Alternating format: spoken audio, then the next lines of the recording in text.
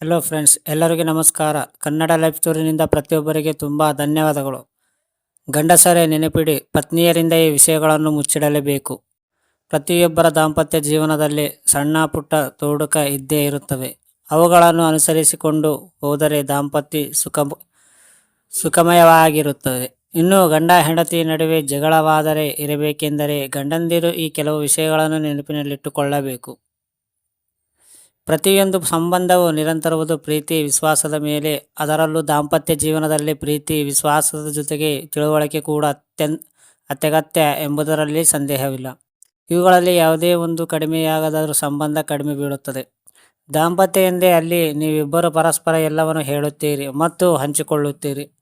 ನಿಜವಾದ ಸಂಬಂಧದಲ್ಲಿ ಸುಳ್ಳಿಗೆ ಅವಕಾಶವಿರುವುದಿಲ್ಲ.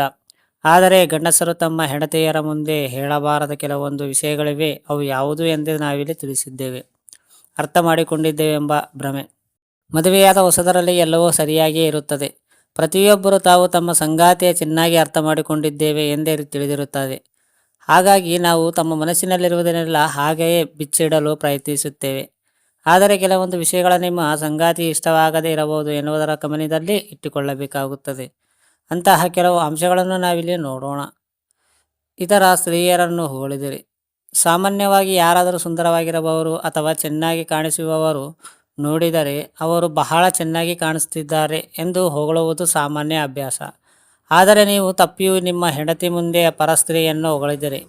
ನೀವು ಮನಸ್ಸಿನಲ್ಲಿ ಯಾವುದೇ ಕೆಟ್ಟ ಭಾವನೆ ಇಟ್ಟುಕೊಳ್ಳದೆ ಅವರನ್ನು ಹೊಗಳಿದ್ದರೂ ಅದು ನಿಮ್ಮ ಹೆಂಡತಿಯ ದೃಷ್ಟಿಯಲ್ಲಿ ತಪ್ಪಾಗಿ ಕಾಣಿಸುತ್ತದೆ. ಯಾವ ಹೆಂಡತಿಯು ತನ್ನನ್ನು ಬಿಟ್ಟು ಬೇರೆ ಯಾವ ಹುಡುಗಿಯರ ಹೊಗಳಿಕೆಯನ್ನು ಹೇಳಲಾರದು. ಆಕೆ ತಕ್ಷಣ ನಿಮಗೆ ಇನ್ನೂ ಹೇಳದಿರಬಹುದು, ಆದರೆ ಅವರ ಮನಸ್ಸಿನಲ್ಲಿ ಅನುಮಾನಗಳು ಹೆಚ್ಚಾಗಬಹುದು. ಅದು ಯಾವುದೇ ಸಂಬಂಧಕ್ಕೆ ಒಳ್ಳೆಯದಲ್ಲ. ಹಾಗಾದರೆ ಹೆಂಡತಿಯ ಅಭದ್ರತೆಯ ಭಾವನೆಯನ್ನು ಏಕೆ ಹೆಚ್ಚಿಸಬೇಕು ಅಲ್ವಾ? ಹಾಗಾಗಿ ತಪ್ಪಿಯೂ ಇತರ ಹುಡುಗಿಯರನ್ನು ಹೊಗಳಿದಿರುವುದು ಉತ್ತಮ. ಹಳೆ ಪ್ರೇಯಸಿ ಬಗ್ಗೆ ಯೋಚಿಸಿ ಮಾತನಾಡಿದಿರಿ. ನಿಮ್ಮ ಹಳೆ ಪ್ರೇಯಸಿ ಬಗ್ಗೆ ಹೆಂಡತಿ ತಿಳಿಸಿ, ಆದರೆ ಅದರ ಬಗ್ಗೆ ಮತ್ತೆ ಮತ್ತೆ ಚರ್ಚಿಸಬೇಡಿ. ಯಾವುದೇ ಹೆಂಡತಿ ನಿಮ್ಮ ಹಳೆಯ ಸಂಬಂಧಗಳ ಬಗ್ಗೆ ಹೇಳಬಹುದು ಮತ್ತು ಅರ್ಥ ಮಾಡಿಕೊಳ್ಳಬಹುದು. ಆದರೆ ಆ ಗೆಳೆಯರಿಗೆ ಸಂಬಂಧಿಸಿದ ಸಣ್ಣ ವಿಷಯಗಳ ಅವಳನ್ನು ಕಾಡಬಹುದು. ನೀವು ಪದೇ ಪದೇ ಹಳೆ ಗೆಳತಿಯ ಬಗ್ಗೆ ಮಾತನಾಡುತ್ತಿದ್ದರೆ ಅದು ನಿಮ್ಮ ಸಂಬಂಧವು ಉತ್ತಮವಾಗಿ ಮುಂದುವರಿಯಲು ಬಿಡುವುದಿಲ್ಲ. ಹಾಗಾಗಿ ನೀವು ನಿಮ್ಮ ಹೆಂಡತಿಯಿಂದ ಕೆಲವೊಂದು ವಿಷಯಗಳನ್ನು ಮರೆಮಾಚಬೇಕಾಗುತ್ತದೆ. ಅಂದರೆ ಕೆಲವೊಂದು ವಿಷಯಗಳನ್ನು ನಿಮ್ಮಲ್ಲಿಯೇ ಇಟ್ಟುಕೊಳ್ಳಬೇಕು. ಸೂಕ್ತ. ಹೆಂಡತಿಯ ಸ್ಟೈಲ್ ಬಗ್ಗೆ ಕಾಮೆಂಟ್ ಮಾಡಬೇಡಿ. ಮದುವೆಯ ನಂತರ ಅನೇಕ ಗಂಡಂದಿರು ತಮ್ಮ ಹೆಂಡತಿಯರಿಗೆ ತಾವು ಹೇಗೆ ಸ್ಟೈಲ್ ಮಾಡಬೇಕು ಎಂಬುದರ ಕುರಿತು ಜ್ಞಾನವನ್ನು ನೀಡಲು ಪ್ರಾರಂಭಿಸುತ್ತಾರೆ. ಬದಲಿಗೆ ನೀವು ಅದನ್ನು ನೀವೇ ಇಟ್ಟುಕೊಳ್ಳಬೇಕು. ನೀವು ಹೆಂಡತಿಯ ಉಡುಗೊರೆಯನ್ನು ಇಷ್ಟಪಡುತ್ತಿದ್ದರೂ ಸಹ ಅವರನ್ನು ನಿಂದಿಸಬೇಡಿ. ಆಕೆಯ ಡ್ರೆಸ್ಸಿಂಗ್ ಸೆನ್ಸ್ ಬಗ್ಗೆ ತಪ್ಪಾಗಿ ಮಾತನಾಡಬೇಡಿ. ಬದಲಿಗೆ ಹೊಗಳಿಕೆ ಮಾತುಗಳನ್ನು ಹೇಳಿ. ಗಂಡಂದಿರು ಹೊಗಳಿದರೆ ಹೆಂಡತಿ ತುಂಬಾ ಸಂತೋಷವಾಗುತ್ತದೆ. ಕೆಲವೊಂದು ಹೆಂಡತಿಯ ಡ್ರೆಸ್ಸಿಂಗ್ ಸೆನ್ಸ್ ಬಗ್ಗೆ ಸರಿಯಾದ ಅಭಿಪ್ರಾಯವನ್ನು ನೀಡಲು ನೀವು ಯೋಚಿಸುತ್ತಿರಬಹುದು, ಆದರೆ ಅವರು ಅದನ್ನು ನಕಾರಾತ್ಮಕ ರೀತಿಯ ತೆಗೆದುಕೊಳ್ಳುವ ಸಾಧ್ಯತೆ ಇದೆ. ಇತರರಿಗೆ ಹೋಲಿಸಿದರೆ ಯಾರಿಗಾದರೂ ಹೋಲಿಸುವುದು ತಪ್ಪು. ಅದರಲ್ಲೂ ನೀವು ನಿಮ್ಮ ಹೆಂಡತಿಯ ಇತರರಿಗೆ ಹೋಲಿಸಿ ಎಳೆಯಿಸುವುದು ತಪ್ಪು. ಅನೇಕ ಬಾರಿ ಗಂಡ ತನ್ನ ಮನಸ್ಸಿನ ಪ್ರತಿಯೊಂದು ವಿಷಯಗಳನ್ನು ಹೆಂಡತಿಗೆ ಮುಂದೆ ತಕ್ಷಣವೇ ಹೇಳುತ್ತಾನೆ.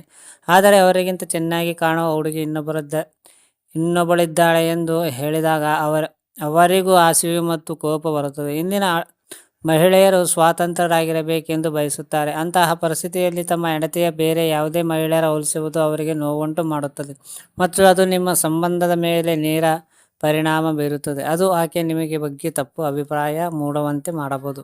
ಅಷ್ಟೇ ಅಲ್ಲದೆ ನಿಮ್ಮ ವೈವಾಹಿಕ ಸಂಬಂಧಗಳ ಬಗ್ಗೆ ತಪ್ಪು ನಿರ್ಧಾರ ತೆಗೆದುಕೊಳ್ಳುವಂತೆ ಒತ್ತಾಯಿಸಬಹುದು. ಫ್ರೆಂಡ್ಸ್, ಅರ್ಥ ಆಯ್ತಾ ಈ ಸ್ಟೋರಿ ಕೇಳಿದ ಪ್ರತಿಯೊಬ್ಬರಿಗೆ ತುಂಬ ಧನ್ಯವಾದಗಳು. Thank you so much.